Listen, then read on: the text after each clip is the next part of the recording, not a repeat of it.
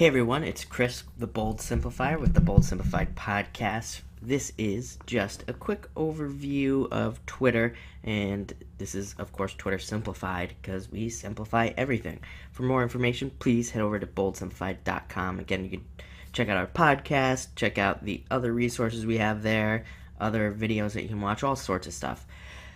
Twitter has been amazing for me. I've had a Twitter account for, I think since 2009 or something, 2008.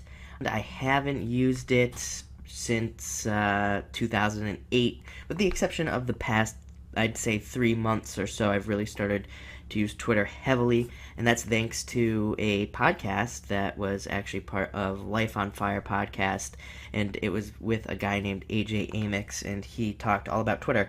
So I'm going to link that actually below this video. Everybody should watch it. It's amazing. The stuff he teaches is extremely valuable. I'm not going to share it here, all of it, because it's his information, but you can still watch it for free with him. But there's one thing that I've been doing that he doesn't necessarily talk about in the video, but I've been trying to grow this podcast and grow it quickly, or relatively quickly. What I've done, and this is where the simplification comes in, is I've just connected with other podcasters. That's what I've really focused on. I don't have a ton of followers. I'm not following a ton of people, only 2,700. However, before starting this, I had like 100 followers. So I've grown rather quickly with just doing basically this. What I've been doing is I've been finding people who have podcasts. So I just search podcasts usually. I come over here to people. What you can see is I follow every single podcast that I can find usually. Sometimes they pop up higher. And then what I do is I try to create real connections with these people. I do it without having a real agenda. Some people would try to do this, and if you notice on Twitter, a lot of people have an agenda, and there's nothing wrong with that. I'm not hating on that. I connect with those people all the time, even if their agenda is to get me to complete some sort of action. That's okay in my mind. A lot of people look down on that, but I mean, it's business. That's kind of the way I look at it. But I try to create real connections with these people. And typically, I only follow podcasts that I would actually listen to. So the first thing that I have done is I actually will listen to an episode of somebody's podcast. In some cases, I listen to all of them because I actually am interested in whatever it is. And then I leave them a review.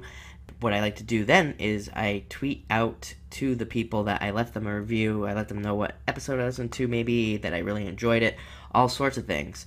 In turn, what happens is a lot of these people have come back and left me a review on my podcast for doing it.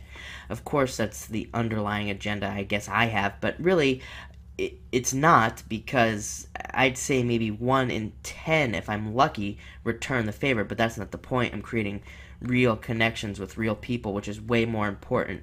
It's a little bit slower maybe than trying to, constantly sell and all sorts of things, but what I'm noticing is I'm building much better relationships by not just selling these people things, and by not trying to have an agenda, just trying to really connect. And I'm linking up with other people. Other people are seeing my interactions with the people I connect with, and that has just led to some really, really amazing stuff in a short amount of time. So if you don't have a podcast, which a lot of you do have a podcast, because the reason you're listening is because I probably followed you on Twitter. But if you don't have a podcast, it doesn't really matter what business you're in. Let's check chef, for example. I'm sure that if you are a chef, look, you could find a ton of people who are famous chefs and not famous chefs. You could follow these people maybe and just start talking to them. A lot of these people are very active. Even some of these famous people are very active on Twitter, and they will engage with you. So start engaging with these people. It's amazing what kind of credibility that this can give you. That's the one takeaway I think people should have with Twitter, is it gives this like false sense of credibility, and that's not necessarily a negative thing. But when you can, if say you were a chef, and if you could go and say that you're connected to Tom Colicchio and all sorts of people, Thomas Keller, Michael Chiarello, all these people, if you can connect with these people and other people around them see you, it gives you this level of, it kind of puts you at the same level. People look at that and they say, oh, well, Tom Colicchio is connected to this guy and he's talking to him, so he must be famous too. And it doesn't matter what niche you're in, it will always have this effect. It might not really be that big deal that Tom Colicchio just says to you, hey, thanks for giving me that nice comment. That might be the tweet that he tweets back to you. But it kind of just creates this like sense of importance around you. So try to connect with all these famous people in whatever niche you're in, and you will be amazed at what happens. You can really, really grow. Just a side note here that has nothing to do with Twitter, for the longest time, I tried to figure out why all of a sudden people would just almost appear out of nowhere in different things that I would follow, and they would become celebrities in the niche. And I'm like, how did these people do that? Well, positioning themselves around famous people, I am finding by doing a lot of research, even if they weren't famous, is one of the key things that they have all done that has led to their rise to success. John Lee Dumas, I hear him all the time in his podcast. I listen to it every day, one of my favorite podcasts, Entrepreneur on Fire. He always talks about how when he first started out, what he did is he went to a podcast convention or whatever it was, and he just tried to connect with people that were famous, bigger than him at the time. And he just tried to get interviews with them, and a lot of them agreed to do interviews. That's all he did. So he positioned himself right away with very big, influential people, and that led to his ultimate success.